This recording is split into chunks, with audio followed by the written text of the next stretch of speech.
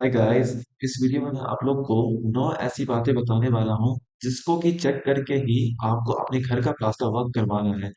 अगर ये बातें नहीं फॉलो करोगे तो मुमकिन है कि आपके प्लास्टर में किसी तरीके का क्रैक आ जाए या फिर कभी किसी तरीके की कुछ और प्रॉब्लम आ जाए।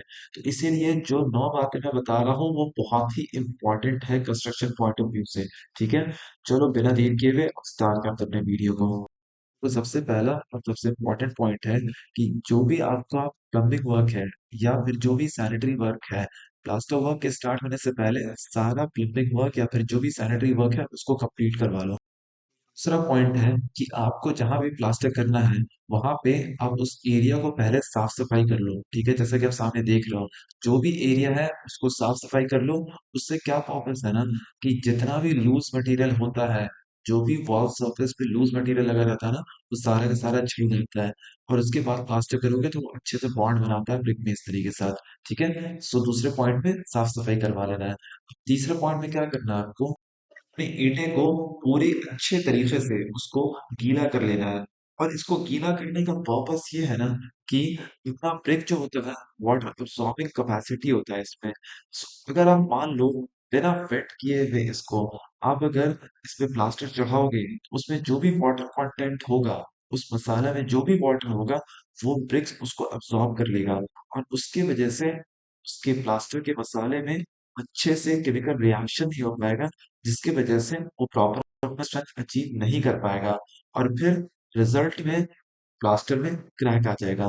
सो इसीलिए पानी से अच्छे से भिगा लेना दीवार को। ये अक्सर और बेशतर लोग इसको इग्नोर कर देते हैं अनइम्पोर्टेंट समझ के, लेकिन ये बहुत ही ज्यादा इंपॉर्टेंट स्टेप होता है। सो इसलिए अपने ब्रिक को प्लास्टर करने से पहले जरूर से उसको भिगा लेना। और ये जरूरी नहीं है कि सिर्फ ये ब्रिक के ही केस में है। अगर आप मान लो आप अपना स्लैब ढाल चुके हो, छत ढाल चुके हो अपना, तो छत को भी भिगा लेना। ठीक है, छत को भी भिगा लेना, बहुत यूजफुल होता है ये चीज। ओके, चौथे पॉइंट में क्या करना है आपको कि आपको सीमेंट और वाटर का एक घोल बनाना है, जिसका कि विस्कोसिटी ना ही बहुत ज्यादा हाई होगा ना ही बहुत ज्यादा लो होगा। जैसा कि आप सामने देख लो, एक मीडियम विस्कोसिटी का आपको सीमेंट और पानी का घोल बनाना है, जिसको सीमेंट स्लरी भी कहा जाता है। ठीक है, अभी इसी को आपको यूज करना है और उसके बाद जैसा कि आप सामने देख रहे हो कि दीवार पे उसको लगाया जा रहा है, तो उसी तरीके से आपको भी लगाना है। देखो, मैं आपको फिफ्थ और सिक्स्थ पॉइंट जो कि अल्टीमेट इंपॉर्टेंट पॉइंट है, वो मैं आपको दोनों साथ में बताऊंगा। देखो, फिफ्थ पॉइंट है अपना कि आपको मसाला किस रेशियो का बनाना है, यानी सीमेंट और सैंड कितने रेशियो में आपको रखना है। देखो, साइड पे एक वर्ड यूज किया जाता है, तसला। ठीक है, या फिर तगाड़ी भी यूज किया जाता है, जिसको हम लोग इंग्लिश में पैन कहते हैं। ठीक है, तो उस पैन से आपको फाइन सैंड लेना है। ठीक है, जोन 4 का सैंड।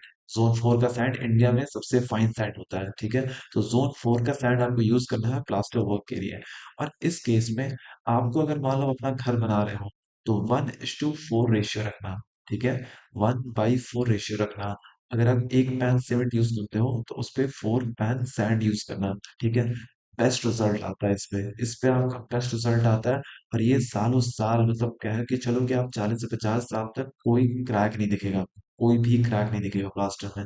बहुत मजबूत रहेगा आपका प्लास्टर। ठीक है, लेकिन अगर आप मान लो आपका बजट थोड़ा सा कम है तो आप 1:5 बना लेना, यानी एक पैन सीमेंट और 5 पैन सैंड, या फिर 1/6 का रेशियो बना लेना। ठीक है, 1/6 के रेशियो में स्ट्रेंथ बहुत कम आता है। ठीक है, इन कंपैरिजन टू 1:4। और सिक्स पॉइंट जो है, वो बहुत ही मेन सवाल उठता है लोगों के दिमाग में कि प्लास्टर करें तो आखिर कौन सा सीमेंट यूज करना है प्लास्टर करने के लिए। प्लास्टर करने के लिए OPC 33 भी है, OPC 43 भी है, OPC 53 ग्रेड भी है, PPC भी है। तो कौन सा सीमेंट यूज करें। देखो, मेरे नजरिए में सबसे बेस्ट रहा है OPC 43। ठीक है, ऑर्डिनरी पोर्टलैंड सीमेंट 43 ग्रेड का, ये सबसे बेस्ट रहता है। ऑल्दो ये थोड़ा महंगा होता है पीपीसी से। पीपीसी इतना ज्यादा स्ट्रेंथ नहीं देता है जितना कि OPC 43 ग्रेड प्रोवाइड करता है। सो OPC 43 यूज करना। लोग इंडिया में जनरली पीपीसी यूज करते हैं, लेकिन OPC 43 ग्रेड हाइयर स्ट्रेंथ देता है कम टाइम में। ठीक है, सातवां जो बहुत ही इंपॉर्टेंट पॉइंट वो ये है कि जब आप ब्रिक मेसनरी करो, ठीक है, उसके साथ अगर कोई कंक्रीट का स्ट्रक्चर साथ में है, उस पे भी अगर आपको प्लास्टर करना है, मिसाल के तौर पे जैसे कि आप सामने देख रहे हो कि अपना सीलिंग है और कहीं कहीं पे कॉलम होता है, जैसे ब्रिक मिस नहीं करता तो आदमी साथ में कॉलम भी होता है बीच में। तो इन सब जगह पे क्या करना है कि आपको बीच में चिकन मैश प्रोवाइड कर देना है। ठीक है, इसका क्या फायदा होगा कि जो कंक्रीट स्ट्रक्चर जो होता है ना, जब इसमें थर्मल एक्सपेंशन होता है, ठीक है, तो चिकन मैश की वजह से वो प्लास्टर में क्रैक नहीं आएगा। ठीक है, अगर आप चिकन मैश नहीं प्रोवाइड करोगे तो क्या होगा ना कि जो थर्मल एक्सपेंशन होगा जो कंक्रीट सरफेस में, वो क्रैक दे देगा आपके प्लास्टर सरफेस में। ठीक है, इसी वजह से चिकन मैश प्रोवाइड करोगे तो थर्मल एक्सपेंशन जब होगा कंक्रीट सरफेस में, तो कोई भी प्लास्टर सरफेस पे क्रैक नहीं आएगा। ठीक है, देखो आठवीं बहुत ही इंपॉर्टेंट पॉइंट ये है कि जब आप अपना प्लास्टर वर्क कर रहे हो तो बीच बीच में आप उसको चेक करते रहना कि जो आपने थिकनेस 15 mm का इंटीरियर वॉल्स पे आपने दिया था, वो 15 mm मोटाई का प्लास्टर हो रहा है या नहीं हो रहा है। ठीक है, ऐसा नहीं कि आपने 15 mm करना शुरू किया था और वो आखिरी आते आते 20 और 25 हो गया। इस तरीके का सिचुएशन नहीं होना चाहिए। और देखो, इस चीज को हम लोग चेक करते हैं पेंडुलम बॉक्स से और फंटी लगा के। साइड लैंग्वेज में एल्यूमिनियम चैनल को फंटी कहते हैं। ठीक है, तो फंटी लगाकर आप चेक करते हैं ना कि वो कहीं थिकनेस उसकी थिकनेस में उसके कहीं डिफरेंस तो नहीं आ रहा है।